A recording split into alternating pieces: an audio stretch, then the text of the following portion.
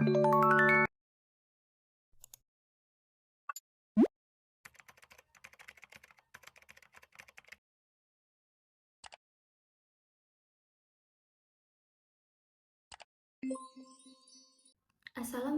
warahmatullahi wabarakatuh. Halo semuanya, pada pembelajaran kali ini, saya akan menjelaskan materi mengenai linguistik forensik dan penegakan hukum, yang dimana di dalamnya kita akan membahas bahasa dan linguistik forensik, kemudian linguistik forensik dalam kasus hukum. Bahasa dan linguistik forensik menurut Richards, Platt, dan Weber. Bahasa adalah sistem komunikasi manusia yang dinyatakan melalui susunan suara atau ungkapan tulis yang terstruktur untuk membentuk satuan yang lebih besar, seperti morfem, kata, dan kalimat. Linguistik forensik dapat didefinisikan sebagai penerapan ilmu linguistik dalam bidang hukum. Diteruskan oleh Coulthard dan Johnson pada tahun 2010, linguistik forensik adalah penerapan ilmu linguistik yang dapat meliputi teori, metode, dan analisis bahasa untuk keperluan di bidang hukum, misalnya hukum pidana, hukum perdata, hukum tata negara, hukum adat, dan hukum lingkungan, dan lain-lainnya. Linguistik forensik semakin dinamis sehingga diperlukan pengembangan kajian bukan hanya sebagai sebuah disiplin ilmu tetapi juga sebagai bidang profesi ahli bahasa.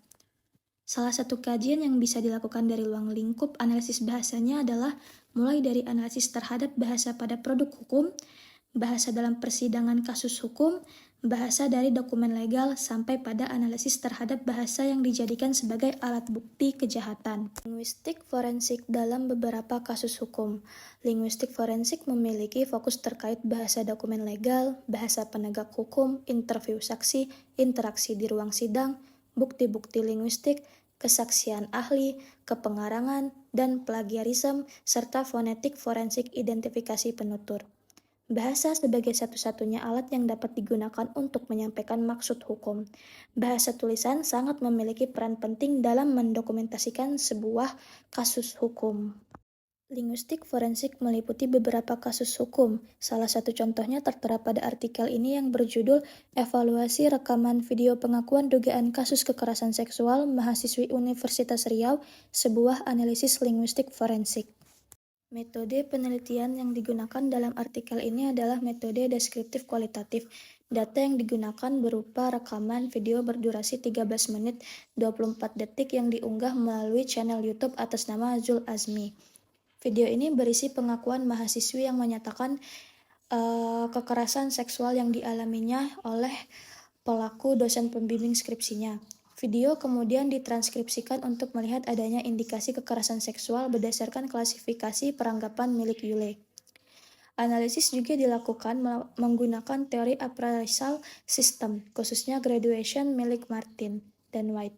Setelah terlihat adanya indikasi kekerasan seksual dan peranggapan yang digunakan, maka peneliti melakukan analisis lebih lanjut dengan menggunakan perspektif linguistik forensik. Jadi, metode deskriptif kualitatif digunakan dalam artikel ini untuk mengumpulkan dan menganalisis data rekaman video secara sistematis dan faktual berdasarkan teori-teori linguistik yang relevan seperti peranggapan dan appraisal system. Mendekatkan badannya kepada diri saya, lalu beliau menggenggam kepala saya dengan kedua tangannya. Setelah itu ia mencium pipi sebelah kiri saya dan mencium kening saya. Saya sangat merasa ketakutan dan saya langsung menundukkan kepala saya. Namun Bapak Syafriharto segera mendongakkan kepala saya dan ia berkata, mana bibir, yang membuat saya sangat terasa terhina, membuat saya terasa terkejut. Badan saya terasa lemas, saya ketakutan. Namun setelah saya mendorong Bapak Syafriharto, ia mengatakan, ya udah kalau nggak mau. Saya langsung buru-buru meninggalkan ruangan dekan. Saya langsung meninggalkan kampus dengan keadaan yang sangat gemetar. Saya merasa ketakutan dan merasa sangat dilecehkan oleh Bapak Syafriharto. Saya mengalami trauma yang sangat berat akan perlakuan yang tidak pantas yang dilakukan oleh Pak Safiatul kepada saya. Pada menit pertama, korban membuat peranggapan eksistensial dengan mendekatkan badannya kepada diri saya. Ada dua keberadaan yang dituturkan, yaitu yang pertama, ada badan seseorang, dan yang kedua, ada yang didekati. Sudah dijelaskan sebelumnya di dalam video bahwa korban menemui seorang dosen yang berinisial SH. Di dalam ruangan tidak ada orang lain selain mereka berdua. Hal tersebut bermakna bahwa tuturan mendekatkan badannya dapat diinterpretasikan bahwa ada seseorang yaitu inisial SH yang sedang mendekatkan badannya kepada korban. Memang tidak dijelaskan secara rinci mengenai posisi mendekatkan badan dari inisial SH kepada korban. Namun demikian, tuturan mendekatkan badannya dapat juga diinterpretasikan sebagai tindakan percobaan pelecehan seksual. Interpretasi tersebut dirasa berterima karena saat kejadian, korban menuturkan bahwa mereka hanya berdua di ruangan dosen tersebut. Frasa mendekatkan juga dapat diinterpretasikan sebagai sebuah kegiatan yang hanya dilakukan oleh satu pihak. Dalam hal ini, hanya inisial SH yang melakukan kegiatan tersebut. Jika kedua belah pihak menunjukkan persetujuan, tuturan yang diberikan bukan lagi mendekatkan dirinya, tetapi berubah menjadi saling mendekatkan diri. Perbedaan tuturan tersebut menunjukkan bahwa ada ketidaksetujuan yang ditunjukkan oleh korban terhadap perlakuan dari inisial SH.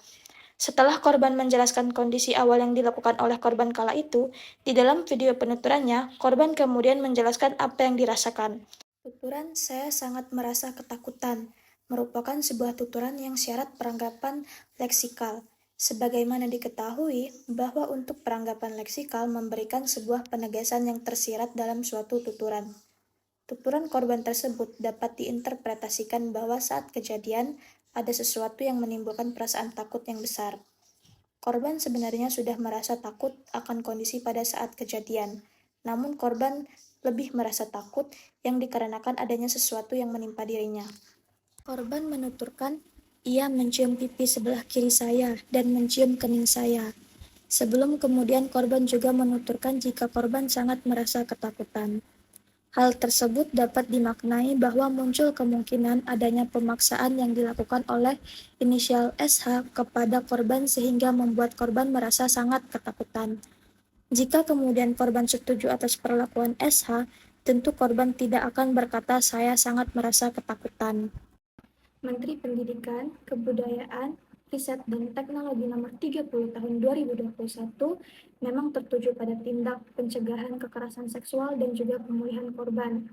Melalui tayangan sebelumnya di mana korban membuat sebuah pengakuan, kemudian terdakwa inisial SH dapat dijerat dengan pasal 5 dan pasal 289 KUHP, yang dimana Menteri Pendidikan, Kebudayaan, Riset dan Teknologi tidak mengatur hukum pidana seperti pasal KUHP, yang dimana kita ketahui bahwa inisial SH sudah diputus bebas dari segala dakwaan baik primer maupun subsidiar pada tanggal 30 Maret 2022.